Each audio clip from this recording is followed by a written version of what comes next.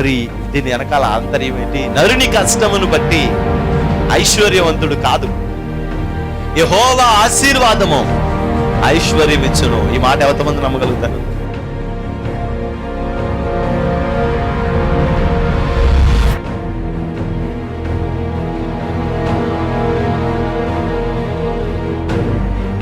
ఆ రక్షణను మనం చూడాలి, అనేక ఆత్మల రక్షణను మనం చూడాలి.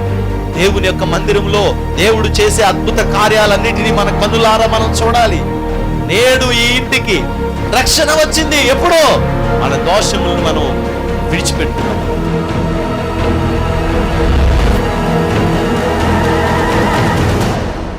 నీ పాపములు శారీరకంగా మరలా చేయకుండా సిద్ధపడి, నువ్వు ఇదిగో నా పాపాన్ని నేను వదిలిపెట్టేశాను, ఇదిగో నేను స్తుతిస్తున్నాను, నేను తప్పు చేశాను ప్రభా అని నువ్వు ఎప్పుడైతే వదిలేసి దేవుని దగ్గర ప్రార్థన చేయడం మొదలుపెడతావో, పరిశుద్ధాత్మ అగ్ని వచ్చి నిన్ను తాకి శుద్ధి చేసి ఈ పాపములో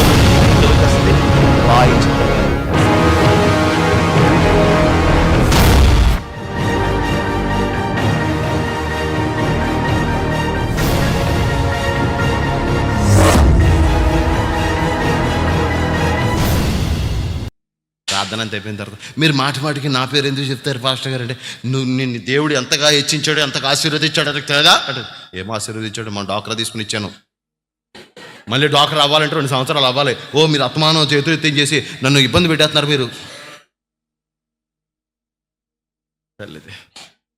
సర్లే నువ్వు ఎప్పటికప్పుడు ఇద్దిగానే, కానీ నేను ఎప్పుడు చెప్పిన చేతులు ఎత్తే వేసి రక్తం. ప్రభునందు ప్రియ మంచి వారలారా, ఇది 2022 సంవత్సరం క్యాలెండర్, 2025 సంవత్సరం క్యాలెండర్.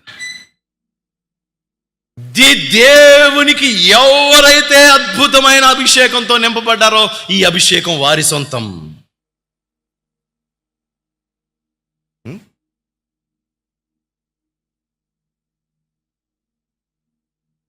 ఈ అభిషేకం వారి సొంతం. మొదటి పాట ఇవన్నీ మానిపించడానికేనండి, చాలా మానిపించాం బోల్డ్ మంతో, వేసి రక్తం బోల్డ్ మానిపించాం, ఇంకా అవి కూడా మానిపించేద్దాం, ఎంత మించలేదు. సంగస్తులు క్వాలిటీ నా దగ్గర చెప్పాలి. మొదటి పాట రాజమ్మ ఆవిడేమో కొనకొల్లాడుతూ చూస్తుంది. పోయినసారి ప్రభు ఎంత గొప్పకారం చేశాడో ఒకసారి వచ్చి చెప్తానండి. డాక్రాలోంచి ఇవిడు పేరు తీశారంట, అదే రాజమ్మదే, ఇవిడు పేరు తీసారంట. తీస్తే ఆవిడ విశ్వాసంతో పేరెత్తింది, చెయ్యెత్తి, ప్రభువా నేను ఇస్తాను ప్రభా, నీ సేవల కోసం నేను ఇస్తాను ప్రభా, ఎందుకు ఇవ్వను ప్రభా, నేను ఇవ్వకపోతే నీకు ఎవరిస్తారు ప్రభా, నేనే కదా ప్రభా నీకు దిక్కుని ప్రార్థన చేసుకుందంట ఆవిడ. అంతేనంట. తెల్లారేసరికి సిఆర్పి ఫోన్ చేసి, రాజీ అనుకోకుండా ఒకళ్ళు చచ్చిపోయారు రాజీ, నీ పేరు అటాక్ చేసాం. ఏంటి అటాకే చేశారా? నీ పేరు అటాచ్ చేసాం, నీకు వచ్చేస్తుంది 2 లక్షల లోన్ అని చెప్పి. మీలో ఎంతమంది కావాలంటే, అమ్మ బాబోయ్ చాలామంది చచ్చిపోతారన్నమాట ఎన్నసరంగా ఎందుకు చేసి అదరత్తది. ఇక లాస్ట్ అంతా అవకాశమే. తరా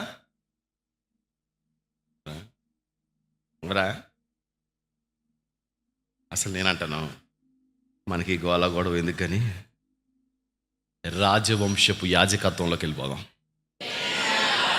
దేవుడి స్తోత్రం. రాజవంశములో యాజకత్వము చేసేదను, రాజవంశములో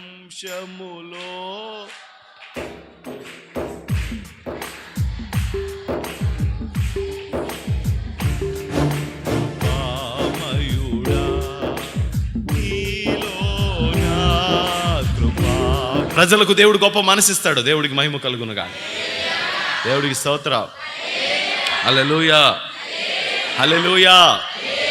దేవుడు కృపిచ్చాడు. ఈసారి దేవుడు అనేక మందిని ప్రభు లేపాడు,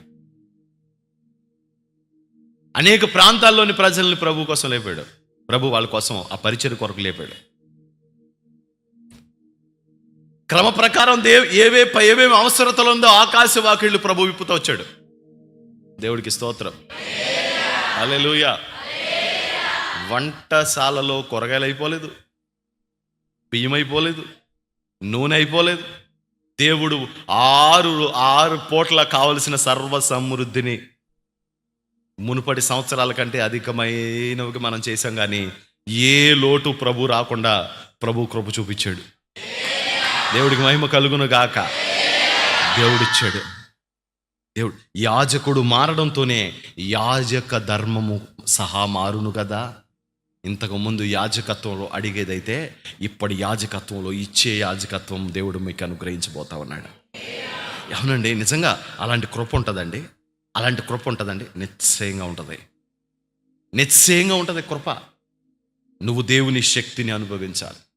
నువ్వు ఎప్పుడు మనస్సుతో నోటితో ప్రార్థన చేయడం ఆరాధించడం మొదలుపెట్టావో అప్పుడు ఏం జరుగుతుందంటే ఆటోమేటిక్గా నీకు తెలియకుండానే నీలోకి ఒక అవిశ్వాస సంబంధమైన బీజాలు నాటుకుపోతూ ఉంటాయి. ఎప్పుడు నువ్వు ఆత్మతో సత్యముతో ఆరాధన చేయడం మొదలుపెట్టావో అప్పుడు విశ్వాస సంబంధమైనవి నీలో ప్రారంభమవుతుంటాయి. నువ్వు పాట పాడడమే కాదు, ఆ పాటలోని భావం కూడా నీ గుండె లోతుల్లోకి వచ్చేస్తుందండి.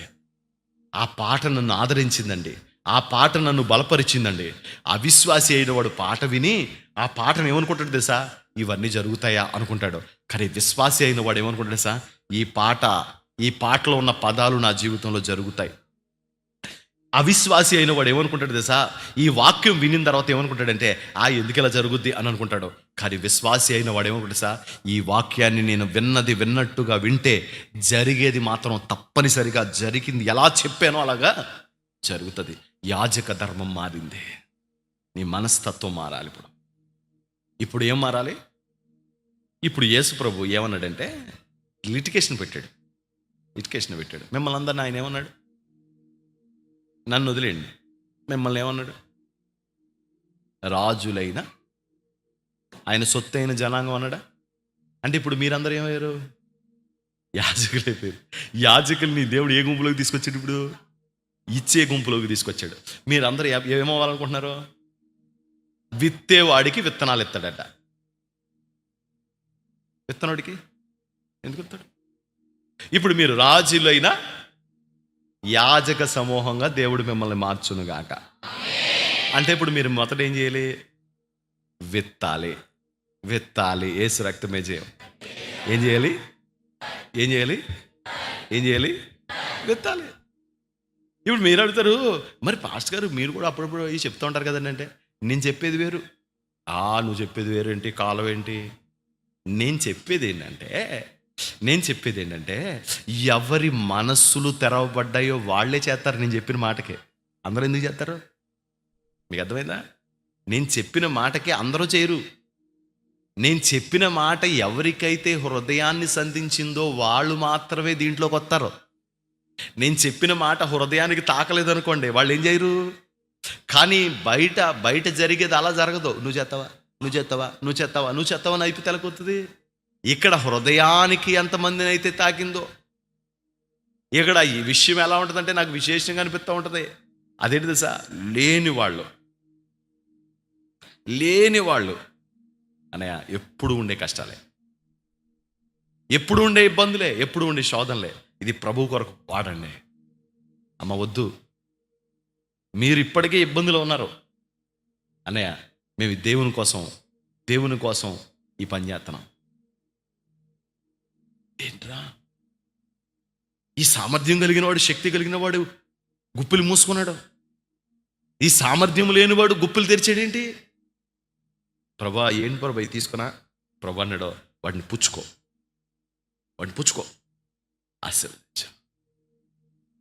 ఆశీర్వదించు, నేను వాళ్ళని దీవిస్తాను. పుచ్చుకో. నేను వాళ్ళ హృదయం, లూదియా హృదయం తెరిచినట్టు వాళ్ళ హృదయాన్ని నేను తెరిచాను కదా, తెరిచిన నేనే కదా. ఇప్పుడు ఆ మాటకి వాళ్ళు లోబడ్డారు కదా, ఇప్పుడు ఆశీర్వదించేది కూడా నేనే. దేవుని స్తోత్రం.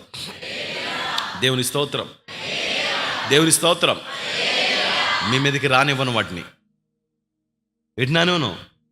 చీడ పురుగులు రానివ్వను. ఆ చెద రానివ్వను, ఆ పసర పురుగుల్ని రానివ్వను మీ మీదకి. రాజవంశంలోకి ఇప్పుడు యాజకత్వం వచ్చింది. యాజకత్వంలోకి దేవుడు రాజుగా తన కార్యాలను ప్రారంభించడం మొదలుపెట్టాడు. దేవుడికి స్తోత్రం, దేవునికి స్తోత్రం. హల్లెలూయా, హల్లెలూయా. దేవుడు నిన్ను ఆశీర్వదించడం మొదలుపెట్టిన ఆ క్షణం, ఆ సమయం నుంచి నీ చేతిని ప్రభు హెచ్చించడం మొదలు పెడుతుంటాడు. మాస్టర్ గారు, ఛార్జీకి డబ్బులు వేసుకుని రావడం చాలా కష్టమయ్యేదండి, కానీ ఓపిక దోచాం. ఈరోజు దేవుడు మమ్మల్ని ఎంత ఘనంగా తీసుకుని వస్తూ ఉన్నాడు. ఒకప్పుడు దేవుని సన్నిధికి వచ్చినప్పుడు ఎంతో ఇబ్బంది పడతా వచ్చామండి, కానీ ఈరోజు దేవుడు మా చేతులను సమృద్ధితో నింపాడండి. ఒకరోజు మేము బట్టలు మాసిపోయిన ముతక బట్టలు, చిరిగిపోయిన బట్టలు వేసుకొచ్చామండి. ఈరోజు మా దేవుడు ఇంకొకరికి బట్టలు కొని, అమ్మా ఈ బట్టలు వేసుకో అని ఇవ్వగలిగే స్థితిలో దేవుడు మమ్మల్ని ఉంచాడండి. మిమ్మల్ని దేవుడు హెచ్చిస్తూ ఉన్నాడు. క్రమక్రమంగా సంవత్సరములు జరుగుతూ ఉండగా దేవుడు మీ కార్యములను నూతన పరుస్తూ ఉన్నాడు. నీ ఆర్థికంగాను శారీరకంగాను దేవుడు మనల్ని బలపరుస్తూ ఉన్నాడు. ఈ యొక్క యాజక ధర్మము అనేది, ఈ యాజక ధర్మం అనేది ఎప్పుడైతే మారిందో అన్నీ మారిపోయినాయి. అన్నీ మారిపోయినాయి. ఏం మారిపోయినాయి? ఇప్పుడు బలిపీఠం ఏమైంది? బలిపీఠం ఉందా? గంగాళం ఉందా? ప్రత్యక్ష గుడారం ఉందా? మందసం ఉందా? ఇవన్నీ ఏమైనాయి? ఇవన్నీ ఎక్కడికి వెళ్ళిపోయినాయి? ఈ కార్యక్రమాలు ఎందుకు జరిగించట్లేదు మనం? ఇవన్నీ ఏమైపోయినాయి అంటే, ఇవన్నీ అలంకార రూపకంగా ఏదో సింబాలిక్గా ఏదో చూపించడానికి ఇవన్నీ చూపించారు. ఇవి క్రియలలోకి వాక్య రూపంగా వచ్చేసినాయి అన్నమాట. వాక్య రూపంగా వచ్చేసినాయి. ఇప్పుడు ఏమేమైతే అవి చెప్తున్నాయో అవి క్రియల్లోకి మనం చేసేస్తున్నాం. బలిపీఠం ఊరికే అనుకుందాం, జస్ట్ ఊరికే చిన్న ఎగ్జాంపుల్ చెప్పి నేను ముగించేస్తాను, ముందుకు వెళ్ళిపోతాను. ఇలా ఎంటర్ అవగానే మనకేం కనబడింది? బలిపీఠం. ఏమవ్వాలి? విరిగి నలిగిపోవాలి, పశ్చాత్తాప్తులు అవ్వాలి. నేను పాపిని ప్రభువా, నేను తప్పుని ప్రభువా, నేను తప్పు చేశాను ప్రభువా, నేను దుర్మార్గుని ప్రభువా, నేను నీచమైన వ్యక్తిని, ఇంతవరకు వ్యభిచార కొంపలు తిరిగాను, ఇంతవరకు బ్రాందీ షాపుల్లో కూర్చున్నాను, ఇంతవరకు అన్యాయపు క్రియలు చేశాను, మోసం చేశాను, తప్పిదాలు చేశాను ప్రభువా అని పశ్చాత్తాపపడే స్థలం చెప్పండి ఏంటి? బలిపీఠం, బలి అర్పణ. ఏడవాలి. రెండో అడుగు ఎక్కడికి వెళ్ళాం? గంగాళం దగ్గరికి వెళ్ళాం. గంగాళం ఏం సూచిస్తుంది? శుద్ధీకరణ చూపిస్తూ ఉంది. నువ్వు నమ్మావా? పశ్చాత్తాపడ్డావా? కన్నీరు కార్చావా? ఏడ్చావా? ఒప్పుకున్నావా? అయితే వెంటనే శుద్ధీకరణ, జ్ఞానస్నానం చేయాలి నువ్వు. ఏంటది? బాప్తిస్మం పొందాలి. బాప్తిస్మం పొందాడు. దేవుడికి స్తోత్రం. హల్లెలూయా చెప్పడం గట్టిగా. హల్లెలూయా. ఏమండి, వెళ్ళామండి. ఇప్పుడు తెరలు దాటుకుని లోపలికి అడుగు పెట్టాం. లోపలికి అడుగు పెట్టగానే మనకేం కనబడింది? దీపవృక్షం కనబడిందండి.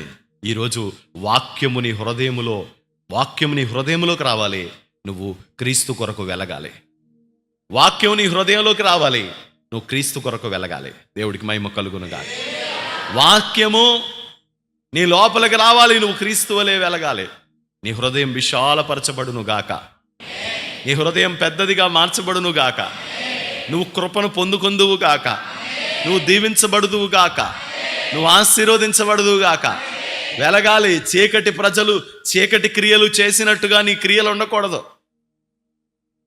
చీకటి తత్వం నీలో ఉండకూడదు. ద్వేషం, అసహించుకోవడం, ఎవరిని చూసినా లోపలేమో ఒకటి, క్రియల్లో చూపించేది మరొకటి. లోపలేమో వేరే ద్వేషం ఉంటుంది, వీళ్ళు బయటికి వ్యక్తం చేసేది మాత్రం వేరే టైప్లో. అదేదో దేవుడి కోసం అన్నట్టుగా, అదేదో దేవుని కార్యం అన్నట్టుగా, అదేదో దేవుని కోసం మనం చేసేసాం అన్నట్టుగా. లోపలేమో వేరే ద్వేషం. నువ్వు అప్పుడు వెలుగు అవుతావు, చీకటి అవుతావు. వెలుగు ఎక్కడి నుంచి అవుతావు? నువ్వు వెలుగు అవ్వలేవు. నువ్వు వెలుగు అవ్వాలి అంటే కనుక వెలుగు సంబంధిగా నీ క్రియలు, నీ ఆలోచనలు, నీ పనులు ఉండాలి. ఒకవేళ ఈ వాక్యం నిన్ను గుచ్చుతుంది అనుకో, ఈరోజు గుచ్చుతున్నప్పుడు కూడా ఈ వాక్యం ఏంటంటే నా కోసం చెప్తున్నాడు, నేనే చీకటి మనిషిని అంటే నువ్వు చీకటి క్రియలే చేసావు. నీలో చీకటి ఉద్దేశం అది నిన్ను వచ్చి డైరెక్ట్గా వెళ్ళి టచ్ చేసిందంటే ఏదో చీకటి క్రియని టచ్ చేసింది అన్నమాట. ఏదో చీకట్లో నువ్వు ఉన్నావన్నమాట. ఇప్పుడు ఆ చీకటిలోంచి నువ్వు బయటపడాలి. ఆశ్చర్యకరమైన తన గుణాతిశయములను ప్రచురించేవాడే వెలుగు. తన గుణాతిశయములను ఏం చేస్తాడంట? ప్రచురపరచడం. Praise the lord. తన గుణాతిశయములను ప్రచురపరిచే గుంపులోకి నువ్వు వచ్చుదువు గాక. నీతి ద్వారా, ప్రేమించడం ద్వారా, యథార్థమైన మనసు ద్వారా, ప్రేమపూర్వకంగా చేసే దాని ద్వారా, నువ్వు చేసే క్రియల వల్ల ఏం జరుగుతుంది తెలుసా? నీ వెలుగు ప్రకాశిస్తూ ఉంటుంది. దేవునికి మహిమ కలుగునుగా. మనం వెలుగుమయంగా మార్చబడాలి. దేవుని వాక్యంతో నింపబడి తర్వాత మనకేం కడుతుంది? సన్నిధి రొట్టెల బల్ల కనబడుతుంది. ఆ బల్ల మనకు సూచిస్తుంది జీవాహారమైన యేసుక్రీస్తు ప్రభుని తీస్తుంది. ఎవడు నా శరీరమును తిని ఎవడు నా రక్తము తాగుతాడో వాడు నిత్య జీవము గలవాడు. తినాలి అంటే దేన్ని సూచిస్తూ ఉందంటే, ఇది మీరు తినేటప్పుడు ఏం జ్ఞాపకం చేసుకోవాలి? నా సిలువ మరణాన్ని జ్ఞాపకం చేసుకోవాలి. మీ కొరకు ఒకడు చచ్చిపోయాడు, మీ కొరకు ఒకడు చనిపోయాడు. ఆ చనిపోయిన వానికి ప్రతిగా ఆయన మీకు తన శరీరాన్ని ఇచ్చాడు. ఆయన నీతి క్రియలు మీలో. అందుకని ఆయన మరణ వార్తను ఏం చేయాలంట? ప్రకటిస్తూ ఉండాలి. తర్వాత ఏం కనబడుతుంది మనకి? దేవుడికి స్తోత్రం చెప్పండి. ఏం కనబడుతుందట? సోతటి దూపం. ఇది మనందరూ తెలిసిన దూపమేగా. ఏ దూపం? ప్రార్థనా దూపం. ఆమేన్, హల్లెలూయా. బయట ఏం కనబడింది? కొంచెం ముందుకు వస్తే, కొంచెం తెర లోపలికి వస్తే, కొంచెం పక్క తిరిగితే, ఇటు పక్క చూస్తే ధూపవేదిక, ధూపం చూపిస్తుంది. ఆ తెర దాటుకుని లోపలికి వెళితే ఉన్నది లోపలంతా కూడా తుమ్మకర్ర, పైన తొడిగిన కవచమంతా బంగారం మనల్ని సూచిస్తుంది. మన ప్రభు అయిన యేసుక్రీస్తుని దాన్ని ఎలా సూచిస్తుందో అది మనల్ని కూడా సూచిస్తూ ఉంది. మన లోపల పాత క్రియలన్నీ కూడా ఏంటయ్యి? అది ఏది కనపడకుండా మేలిమి బంగారమైన పరిశుద్ధాత్మ అభిషేకం మొత్తం కప్పుతుంది. బయటికి ఏమి కనపడదు. ఏం కనపడుతూ ఉంటుంది? నేను దేవుని కుమార్తెను, నేను దేవుని కుమారుడన్. ఈ స్థితి ఎలా మారుతుంది? నేను దేవుని కుమార్తెను, నేను దేవుని కుమార్తెను, నేను దేవుని కుమారుణ్ణి. నేను ఒక అన్యజాతి జనాంగం వాడు ప్రవర్తించినట్టు ప్రవర్తించను. అలా వెళ్తా ఉంటే జేబులోంచి 500 రూపాయల కాగితాలు ఉంటాయి కదా, మొత్తం పడిపోయింది. ఇంత డబ్బు కట్ట. మీకు ఎక్కడంటే అది కాలువ గట్టుకు వెళ్తుంటే మన ప్రకాశం చౌక్లో ఒక కలప కొట్టు ఉంటుంది, కొల్లేరు. ఆ కుర్రోడు వెళ్ళిపోతున్నాడు. ఆ రోజు రాత్రి అయింది. డబ్బులు కట్టి ఇలా పాడేసుకున్నాడు. నాకు చాలా టైం అయిపోయింది. నేను స్పీడ్గా బండి మీద వెళ్ళిపోతున్నాను, ఆ కుర్రోడు కూడా స్పీడ్గా వెళ్ళిపోతున్నాడు. ఫోన్ ఏదో తీసాడు, మొత్తం ఎంత డబ్బుల్లో పడిపోయింది. టపటపటపటపు 4 బళ్ళు అయిపోయినాయి బళ్ళు. నాకు అర్థమైంది, ఇప్పుడు నేను ఆర్గ్యుమెంట్ చేయాలి వాళ్ళతో. కొంచెం స్పీడ్ ఫస్ట్ నేను చూశాను, ఆ తర్వాత నేను అక్కడ దూరం చూస్తుంటే పడిపోయింది. ఇంక వీళ్ళెవరో చూడలే. ఫస్ట్ నేనే ఆగాలి. అయితే దగ్గరికి వచ్చి ఇప్పుడు ఆగి తీయడం ఎందుకు? ఇది నేను వెళ్ళిపోయాను. వెళ్ళిపోయి ఇంకొంచెం స్పీడ్ పెంచి పరిగెట్టుకుంటే ఎదరికెళ్ళాను.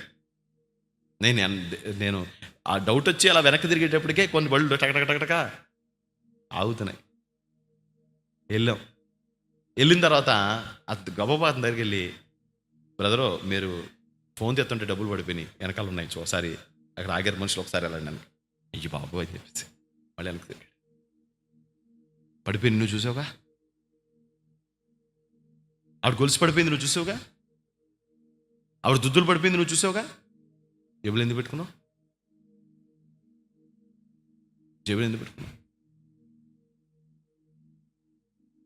అమ్మండి పలానా ఆవిడండి ఇలాగ అందండి, ఇలాగా అమ్మ ఇలా రా సరే, నువ్వు ఈ మాట అన్నావుట, నేను ఎప్పుడు అన్నానండి ఆ మాట?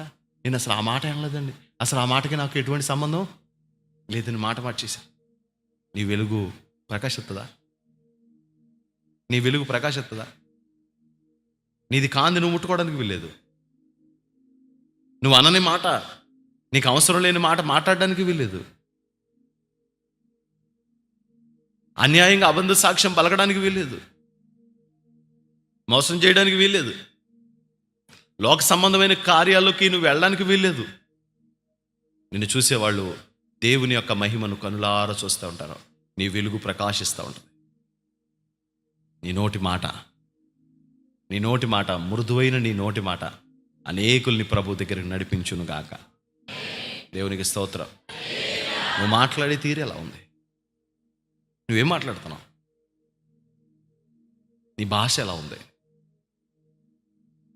దేవుని గుణలక్షణాలు ప్రతి ఒక్కటి నీలోకి వచ్చిన రోజునే నువ్వు వెలుగుమయంగా ప్రకాశించడానికి అవకాశం ఉంటుంది.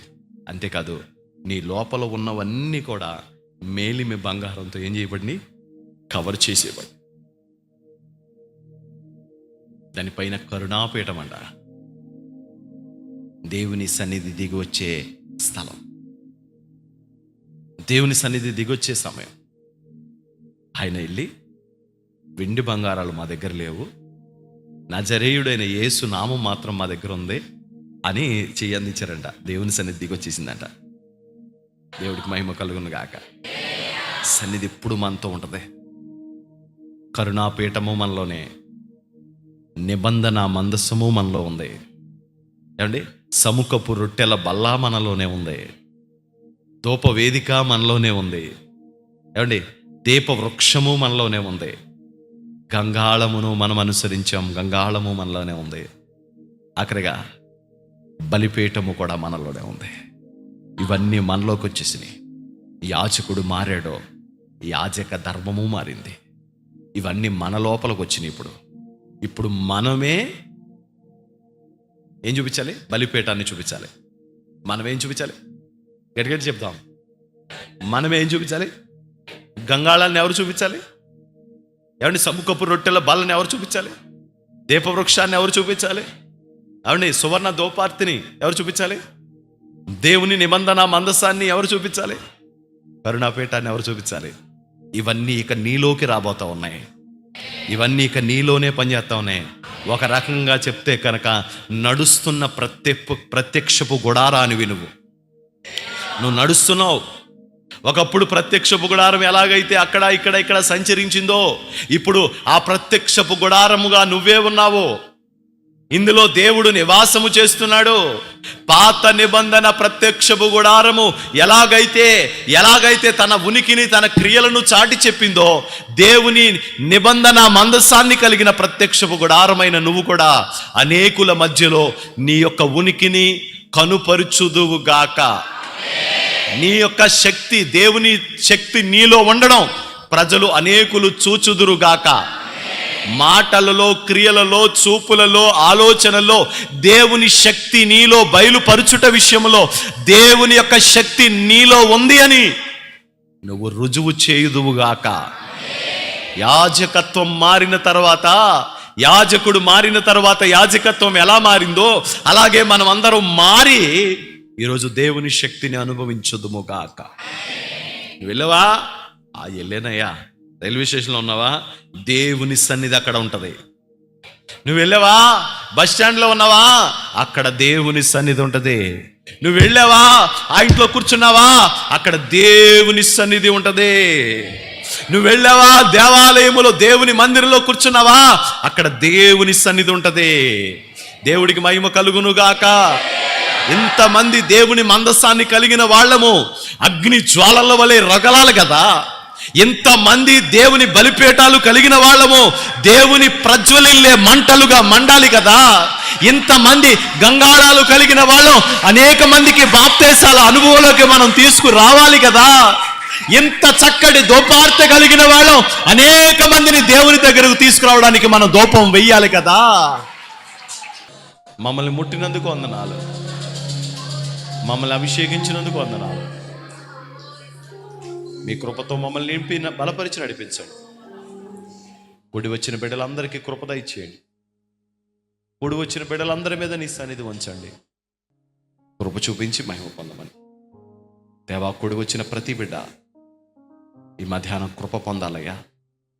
ఎవరే ఇబ్బందితో, ఎవరే శోధనతో వచ్చారో వారి శోధన నుంచి వాళ్ళు విడిపించబడి గొప్ప నెమ్మది పొందుకోవడానికి సహాయం చేయమని, ప్రతి బిడ్డను దీవించి ఆశీర్వదించమని యేసు నామం పేరట వేడుకొని ప్రార్థిస్తున్నాం తండ్రి. ఆమేన్.